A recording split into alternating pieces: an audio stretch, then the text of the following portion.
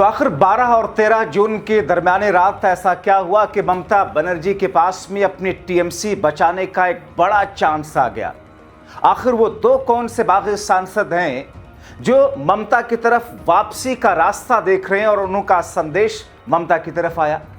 लेकिन इन तमाम चीजों के बीच में दिल्ली के इशारे पर किस तौर पर शुभेंदु अधिकारी ने पुलिस और शाह ने फोर्स भेज करके सारी स्थितियों को अपने अनुकूल करने की कोशिश की बौखलाहट में। विस्तार से दोस्तों आपको सब कुछ बताते हैं, अगले चंद मिनट मेरे साथ में जरूर रहें क्योंकि ये खबर बेहद महत्वपूर्ण है। क्योंकि दोस्तों सवाल यही है कि वो कौन सा चांस नया आया है और कौन से दो नए सांसद हैं जिसने टीएमसी की उम्मीदों को नए पंख दे दिए। कहा यह जा रहा है कि उन दोनों सांसदों ने अपनी कुछ शर्तें रखी हैं जिसकी भनक दिल्ली को लगी और दिल्ली ने बौखलाहट में पुलिस और केंद्रीय फोर्स का इस्तेमाल करना शुरू कर दिया। मतलब जैसे ही ममता के पास टीएमसी बचाने का चांस, दिल्ली में बैठी बीजेपी आला कमान को लगा कि खेल उल्टा पड़ रहा है। बंगाल में एक नई चाल चली, पुलिस फोर्स का सहारा लेकर। सब कुछ विस्तार से आपको बताते हैं दोस्तों, मगर इससे पहले आपको एक अपडेट दे दूं। अपडेट ये कि शाह के इशारे पर शुभेंदु अधिकारी ने 3 बजे रात में पुलिस फोर्स और केंद्रीय सुरक्षा बल अभिषेक बनर्जी के कालीघाट स्थित घर पर भेजकर ऊधम काटा, छापेमारी की, सामान बिखेर दिए। इतना ही नहीं, पुलिस टीमें सेंट्रल फोर्स के जवानों के साथ पहुंची थी। पुलिस अधिकारी अंदर गए, जवान गेट के बाहर पहरा देते रहे। यह सारा ड्रामा करीब 4 घंटे तक चला। यह सब कुछ पुलिस क्यों कर रही थी, इसके बारे में जानकारी देने की जब बात आई, पुलिस खामोश। क्या मकसद है इनका, इसकी पूरी जानकारी आपको आगे देता हूं दोस्तों, मगर असल खबर पर आता हूं। अब दोस्तों ममता के लिए टीएमसी बचाने वाले नए चांस पर अंदर की खबर है कि जिस लिस्ट को लोकसभा स्पीकर को दिए जाने के बाद कहकर दरबारी मीडिया 19, 20 और 21 सांसदों की बात कर रहा था, दरअसल अभी ऐसी कोई लिस्ट है ही नहीं। वो लिस्ट ही फर्जी है जो मीडिया चला रहा है। काकोली घोष जो कि बागी सांसदों के सरदार हैं, काकोली घोष का हवाई बयान था कि उनके पास 20 सांसद हैं क्योंकि वो बंगाल नहीं। अब दोस्तों ये बंगाल थोड़ी है जहां विधानसभा अध्यक्ष कुछ भी फैसला ले लेंगे और कुछ नहीं होगा विरोध में। क्योंकि ये संसद का मामला है, देश की राजधानी दिल्ली में होना है। यहां भले ही दरबारी मीडिया सरकार का पक्ष लेता है, मगर राहुल और कांग्रेस की इतनी पाठ तो जरूर है कि खबरें कुछ सूत्रों से और कुछ पत्रकारों से आ ही जाती हैं। यहां सुप्रीम कोर्ट है, मामला फौरन सुप्रीम कोर्ट पहुंचता है। तो ऐसे में दोस्तों दरअसल अधपका हुआ खाना शाह और मोदी नहीं खाना चाहते, कोई जल्दबाजी नहीं दिखाना चाहते।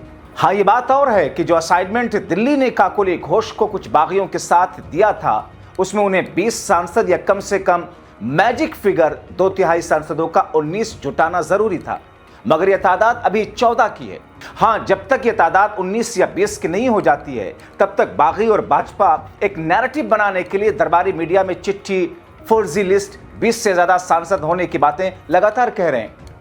दरअसल अभी बागियों के पास में तादाद महज 14 ही है, वरना अब तक उन 19 के हस्ताक्षर वाले पेपर के साथ में आधिकारिक रूप से टीएमसी के बागी गुट के नेता भाजपा के साथ मिलकर प्रेस कॉन्फ्रेंस के जरिए ये दिखा चुके होते कि देखिए उन सांसदों के हस्ताक्षर हैं और उनके परेड करा चुके होते।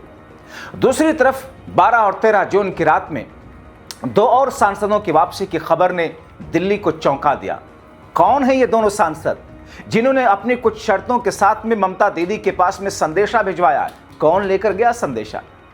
और तीसरी तरफ इसी बीच टीएमसी के लिए एक और अच्छी खबर आई। कल्याण बनर्जी और अभिषेक बनर्जी के बीच विवाद खत्म हो गया, बल्कि एक दूसरे पर दोनों प्यार और इज्जत लुटाते हुए दिखे। दोनों टीएमसी नेतृत्व की एक अहम बैठक के बाद अभिषेक बनर्जी ने कुछ ऐसा कहा कि कल्याण बनर्जी का गुस्सा एकदम प्यार में बदल गया। उन्होंने कहा, कल्याण बनर्जी उन्हें बचपन से जानते हैं और पार्टी के वरिष्ठ नेताओं में से एक हैं। ऐसे में अगर वो उनकी आलोचना करते हैं या कुछ कड़ी बातें कहते हैं तो उन्हें इसका पूरा अधिकार है। मैं उनका बहुत सम्मान करता हूं, मेरे लिए हमेशा पिता तुल्य हैं। अब दोस्तों इसके फौरन बाद कल्याण बनर्जी ने अभिषेक के लिए अपना प्यार लुटाते हुए जो कहा उसने बीजेपी खेमे की नींदें उड़ा दी, क्योंकि उन्हें लगा था कि कल्याण बनर्जी की शक्ल में शायद एक और विकेट गिरने जा रहा है, मगर गलतफहमी दूर कर दी कल्याण बनर्जी ने। उन्होंने कहा, मैं अभिषेक को अपने बेटे जैसा मानता हूं। भाजपा के खिलाफ लड़ाई में पार्टी के सभी नेताओं को एकजुट होकर काम करना है। जिसकी हमें सबसे सख्त जरूरत है। और अब बात अभिषेक बनर्जी के घर रात 3 बजे वाले कांड की दोस्तों, जिसे शाह के इशारे पर किया गया। दरअसल बीती रात शुभेंदु अधिकारी ने अभिषेक बनर्जी के घर पर पुलिस के साथ केंद्रीय फोर्स भेजी दिल्ली की सहमति से। कोलकाता पुलिस के साथ पश्चिम मेदिनीपुर जिले की भी पुलिस टीम थी। बताया जा रहा है कि पश्चिम मेदिनीपुर के सालबोनी पुलिस स्टेशन में दर्ज एक मामले को लेकर यह छापेमारी है। मगर सवाल ये है कि वहां पर कैसे और किसने केस या मामला दर्ज कराया, और उसमें अभिषेक आरोपी है कि नहीं, यही साफ नहीं। पुलिस खामोश है। लेकिन दोस्तों, सबसे हैरानी वाली बात यह कि शाह के इशारे पर शुभेंदु की पुलिस अभिषेक के घर का ताला तोड़कर अंदर घुसी। टीएमसी का क्या कहना है? वो कहती है कि पुलिस ने घर का ताला तोड़कर जबरन प्रवेश किया, पूरे घर की तलाशी ली। घटना की जानकारी मिलते ही पश्चिम बंगाल की पूर्व मुख्यमंत्री ममता बनर्जी तुरंत अभिषेक बनर्जी के घर पर पहुंचती हैं। दोस्तों, ये तलाशी अभियान 4 घंटे से ज्यादा समय तक चला। सुबह तक पुलिस और अधिकारी घर के अंदर मौजूद रहे। बाद में कुछ अधिकारी बाहर निकलते और फिर अंदर जाते देखे। घर से बाहर आने के बाद में अभिषेक बनर्जी ने आरोप लगाया कि पुलिस ने उनके घर का ताला तोड़ा, हर कमरे की गहन तलाशी ली। उन्होंने ताला तोड़कर घर में घुस करके हर कमरे की जांच की। हालांकि पुलिस की ओर से इस कार्रवाई के पीछे कारण स्पष्ट सामने नहीं बताया गया। टीएमसी सांसद सागरिका घोष ने उधर एक्स पर लिखा कि तलाशी के दौरान पुलिस को कुछ नहीं मिला, बस राजनीतिक बदले की भावना, डराना धमकाना, मानसिक प्रताड़ना, ऑपरेशन लोटस उन सभी नेताओं को निशाना बना रहा जो बीजेपी के आदेश के आगे झुकने से इनकार करते हैं। अब दोस्तों, जहां तक बात 2 और सांसदों की वापसी है, तो दोनों नाम मैं अपने अगले शो में आपको बताता हूं। मगर यह तय है कि इन्होंने ममता के सामने अपनी कुछ शर्तें रखी हैं, वैसी ही शर्तें जैसे कल्याण बनर्जी की शर्तें अभिषेक को लेकर थीं, जो मामला अब सुलझ चुका है।